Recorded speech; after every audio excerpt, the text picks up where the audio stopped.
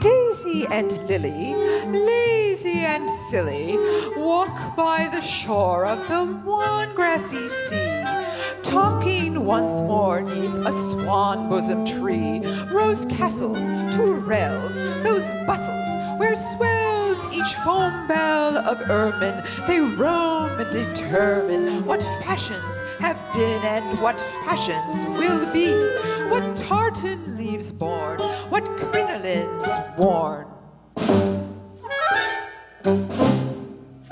By Queen Thetis, Polices of tarlatan blue, like the thin plaited leaves that the castle crags grew, or velour d'Afront on the water god's land. Her hair seemed gold trees on the honey-cell sand, when the thickest gold spangles on deep water seen were like twanging guitar and like cold mandolin. And the nymphs of great caves with hair like gold waves of Venus or tarleting, Louise and Charlottine, Boreas's daughters, and the nymphs of deep waters, the nymph Taglioni, Grisi, the Ondine, were plaited Victoria and thin Clementine, like the crinolined waterfalls.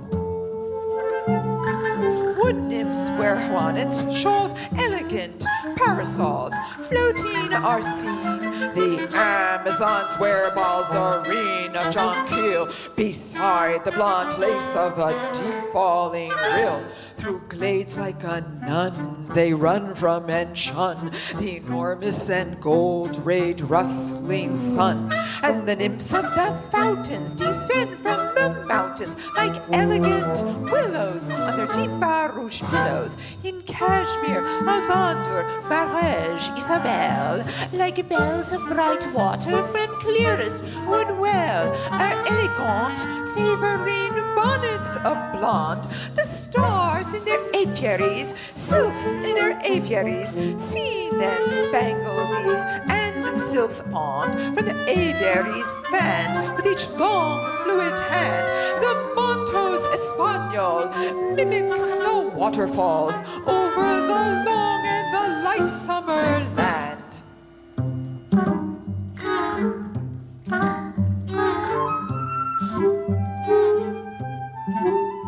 So Daisy and Lily, lazy and silly, walk by the shore of the wan grassy sea, talking once more neath a swan-bosomed tree, rose castles, tourelles, those bustles, morels, of the shade in their train follow. Ladies, how vain hollow! Gone is the sweet swallow. Gone, Philomel.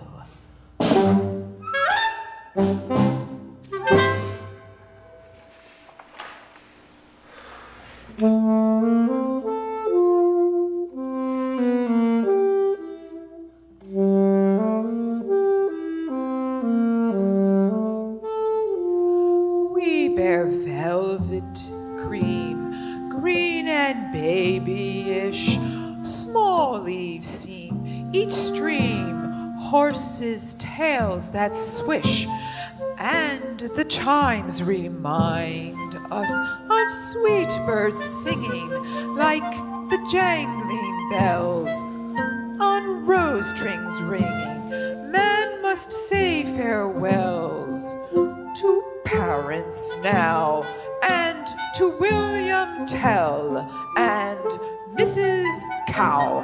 Man must say farewells to storks and bets, and to roses' bells, and statuettes, forests white and black, in spring are blue with forget-me-nots, and to lovers true, still the sweet bird begs and tries to cozen them by angels' eggs, sold by the dozen. Gone are clouds like inns on the garden's brinks, and the mountain gins Ganymede sells drinks while the days seem gray, and his heart of ice gray as chamois, or the edelweiss, and the mountain streams like cowbells sound, tira, lira, drowned in the waiter's dreams, who has gone beyond the forest waves, while his true and fond ones seek their graves.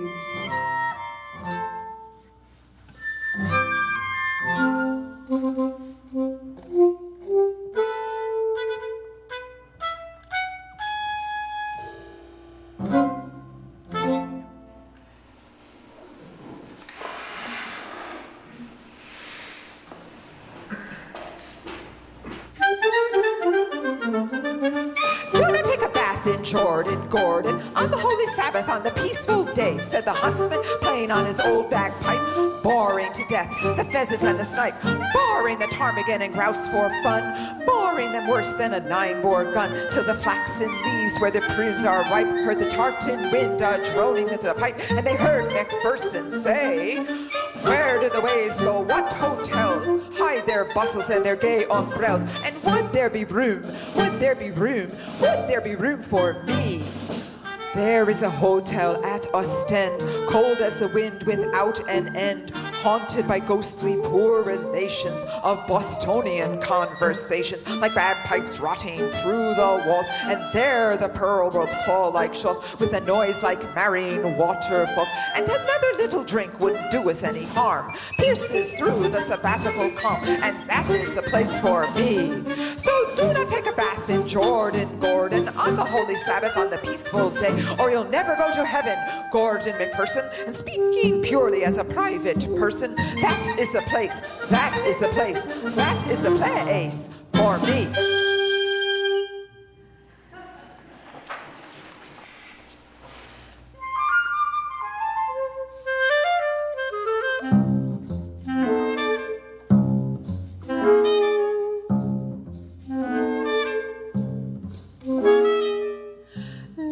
Grady, silly and shady, longing to be a lazy lady, walked by the cupola's gables in the Lake's Georgian stables, in a fairy tale like the heat intense, and the mist in the woods when across the fence the children gathering strawberries are changed by the heat into negresses, through their hair shines there like gold hair planets, Calliope, Io, Pomona, Antiope, Echo, and Clio. Then Lily O'Grady, silly and shady, sauntered along like a lazy lady. Beside the waves haycocks, her gown with tucks was of satin the color of shining green ducks. Her folderol parasol was a great gold sun o'er the haycock shine, but she was a negress black as the shade that time on the brightest lady laid. Then a satyr dog-haired as trunks of trees began to flatter, began to tease. And she that ran like the nymphs with golden foot that trampled the strawberry butter in the bright as the mesh of dead Penelope's golden flesh. Made from the music whence were born Memphis and Thebes in the first hot morn, and ran to wake in the lake where water ripples seem hay to rake. And Charlatine, Adeline, round rose bubbling Victorine, and the other fish express a wish for mastic mantles and gowns with a swish, and bright and slight as the posies of buttercups and of roses, and buds of the wildwood lilies. They chase her as frisky as fillies. The red retriever-haired satyr can whine and tease her and flatter, but Lily O'Grady, silly and shady, in the deep shade is a lazy lady. Now Pompey's dead, Homer's red, Heliogabalus lost his head, and shade is on the brightest wing, and dust forbids the birds to sing.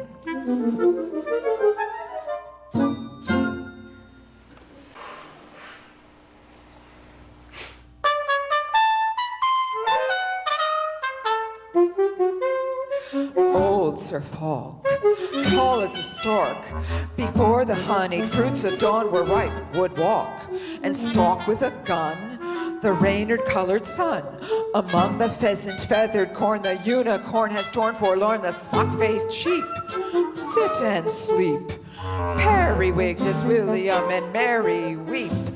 Sally, Mary, Matty, what's the matter? I cry. The huntsman and the raynard-colored sun, and I sigh. Oh, the nursery maid Meg, with a leg like a peg, chased the feathered troops like hens, and when they laid an egg in the sheepskin meadows, where the serene King James would steer horse and hounds, then he from the shade of a tree picked it up as spoil to boil for nursery tea, said the mourners. In the corn tower strain, feathered tall as a crane, and whistling down the feathered rain, old Noah goes again. An alto mome with a head like a poem, seeing the world as a bear egg, early in the bathroom air, Meg would beg 3 of these for the nursery teas. Of chafed shem and ham she gave it underneath the trees, where the boiling water hissed. Like the goose king's feathered daughter kissed. Pot and pan and copper kettle put upon their proper metal, lest the flood begin again through these.